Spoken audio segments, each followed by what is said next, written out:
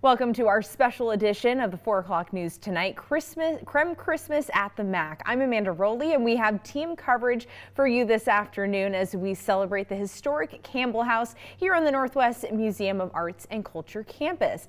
And that's where Mark Hanrahan and Whitney Ward, along with Laura Papetti, are this evening. They'll tell us more about how we're honoring our Creme 2 commitment to literacy and accessibility to books. And Michelle Boss is here in the studio to tell us how long the snow will stick around. But first, we want to take a look at some of today's top local stories. Protesters outside of Spokane City Hall have until just before 10 o'clock tomorrow morning to get their belongings off of city property. This comes after a city code enforcement issued a 48-hour notice to vacate on yesterday morning. City spokesperson Brian Coddington says those protesting are free to continue their protest, but their belongings must be moved off of City Hall property. He also said the city will throw away trash, but personal belongings will be stored to be retrieved later. Now, the protest is being staged to highlight the city's shelter capacity. Coddington says the notice was given due in part to health concerns. The communication that's been made with those who are out front is related to growing health and safety concerns and considerations, both for sanitation and garbage issues, but also for the communicable diseases. So COVID, but other communicable diseases.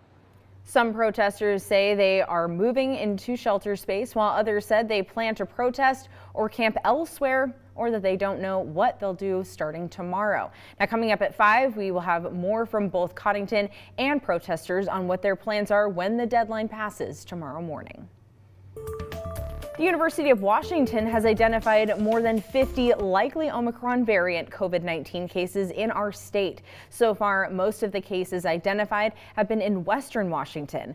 Today, we asked Spokane County Health Officer Dr. Frank Velasquez what's being done here in Eastern Washington to find cases.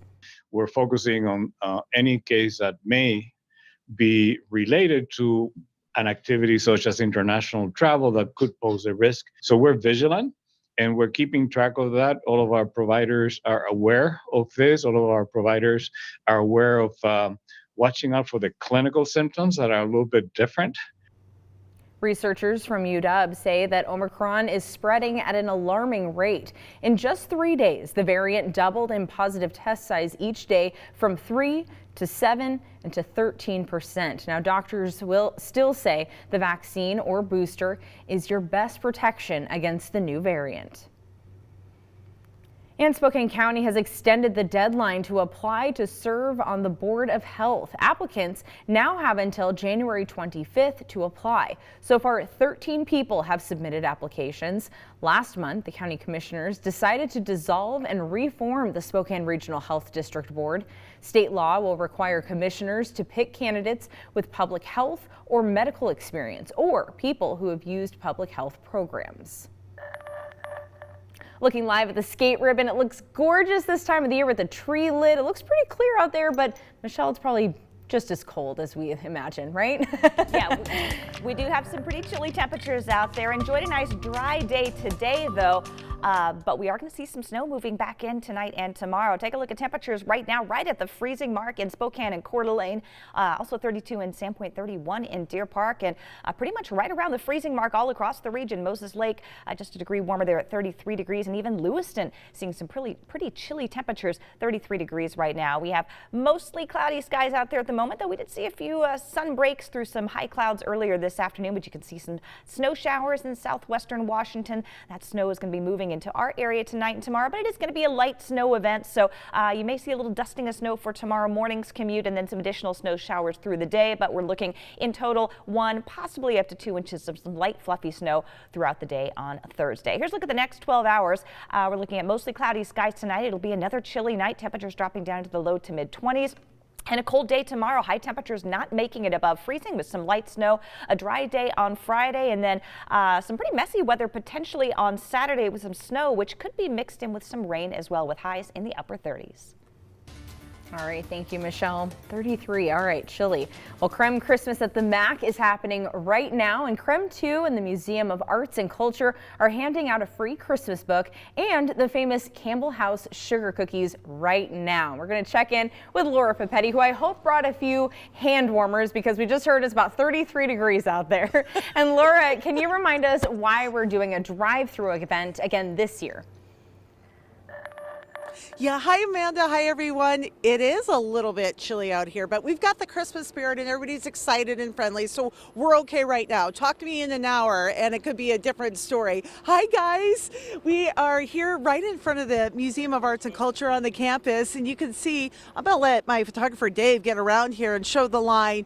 We apologize in advance, the line is pretty long here in front of the museum, but we want folks to come down. It's moving along quickly. You can see the folks in the background there working the traffic line, and we did it to keep people safe in their cars this year for a couple of reasons. Number one, we couldn't all gather inside the museum or in the Campbell House in this large of a group, so we wanted to keep people safe. And also, let's face it, you just said it, Amanda, it's a little bit chilly out here, so we thought, what a fun thing, bring the kids. We've seen so many kids already tucked safely in the back seat, and you can pull up, volunteers come right to your car, and so then you get a book and you get those Campbell House cookies, and it's a win-win. Everybody's warm, safe, dry, and they're having a good time, and we get to give the families a great Christmas book. So Creme Christmas at the Mac, it'll be going on from now until 6 o'clock or until we run out of books. So if you would like to get a beautifully illustrated Christmas book and those famous Campbell House cookies,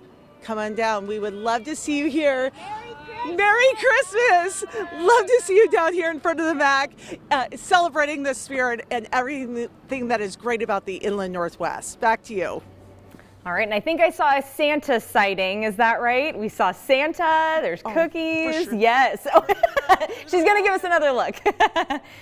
Yes. How cool is that? What a magical day. And of course, it's important we stay warm. So how neat just to do it all drive through and you get a Santa sighting.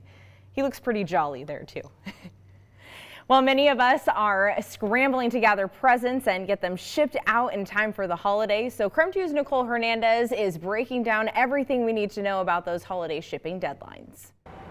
You might be able to hear all the noises behind me right now. We are in the mail processing plant here at USPS, and first off, I want to show you just how many boxes of ready-to-go packages, and these boxes are huge. They're getting taken away on forklifts and taken to their places to be shipped off. Of course, this plant runs 24/7 to get all of your holiday packages ready to go under the tree. But if you haven't shipped that package yet, make sure you do that by today if you're just doing general shipping through USPS. So the deadline specifically for USPS retail ground shipping is today. The deadline for first class package shipping is on Friday.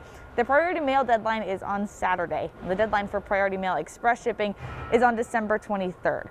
Now, what about sending packages through FedEx? If you're sending through FedEx, the deadline for ground and home delivery is again today, December 15th. Packages via FedEx Express Saver should be sent by December 21st. For 2-day, the deadline is December 22nd, and overnight, December 23rd. Lastly, FedEx same-day packages could still make it in time, but you have to send them Christmas Eve by December 24th. And for those packages being shipped through UPS, check the company's website for quotes on ground shipping for when you can expect your packages to arrive. The deadline for packages flying second-day air services is December 22nd, and next-day air services is December 23rd. Now keep in mind, even if you are shipping your packages by the correct deadlines, we are still having ongoing supply chain issues. So make sure you're patient with your packages and when they're arriving, of course. But USPS specifically did hire 40,000 seasonal employees to help get your packages under the tree in time. In Spokane, I'm Nicole Hernandez.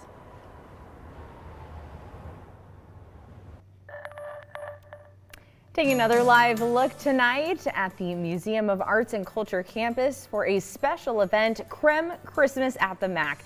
It's a night to celebrate the history of the Campbell House here at the Mac campus and to promote access to books and literacy. So before we go to break, we want to share a live look at families driving by and also a fact about the Campbell House.